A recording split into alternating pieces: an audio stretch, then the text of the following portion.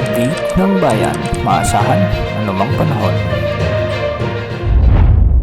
Magandang araw po sa ating lahat. Narito na ang pinakahuling update sa magiging lagay ng ating panahon sa araw na ito at sa mga susunod na araw. Sa kasalukuyan ay patuloy pa rin nating nararanasan ang epekto ng hanging amihan, lalong-lalo na sa may extreme northern Luzon. Samantala, umiiral na muli ang easterlies o ang mainit na hangin na siyang nakakaapekto naman sa nalalabing bahagi ng ating bansa. Dahil nga sa amihan, asahan pa rin ang bahagyang maulap hanggang sa maulap na kalangitan na may mga isolated light rains o kalat-kalat na may hinang pagulan, lalo na sa Batanes, sa may Ilocos Norte, Apayao at Cagayan. Wala namang inaasang epekto ang weather system na ito sa iba pang bahagi ng ating bansa. Samantala, ang mainit na hangin mula sa karagatang Pasipiko o ang easterlies naman ang inaasahang makakaapekto at magdadala ng bahagyang maulap hanggang sa maulap na kalangitan na may mga tsansa ng mga pagulan at pagkidlat pagkulog.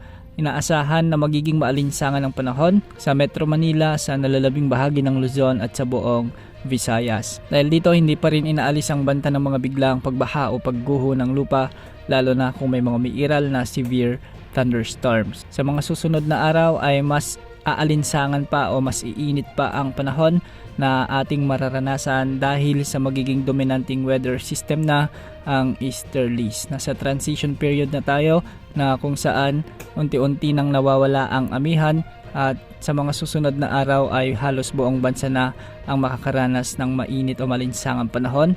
Kaya sa ngayon pa lang paghandaan na ang posibleng maging epekto ng mainit na panahon na ito, lalo na yung mga may karamdaman. Para naman sa Mindanao, asahan pa rin ang bahagyang maulap hanggang sa maulap na kalangitan na may mga isolated rain showers and thunderstorms. Dulot naman ito ng mga localized thunderstorms. Mag-ingat pa rin dahil posible ang banta ng mga biglaang pagbaha o pagguho ng lupa, lalo na kung may mga umiiral na severe thunderstorms. Ngayong araw at sa mga susunod pang araw ay wala naman tayong minomonitor na posibleng pumasok na LPA o bagyo na posibleng makaapekto sa ating bansa. Yan muna ang latest sa lagay ng panahon. Ito po ang weather update ng bayan, maasahan anumang panahon.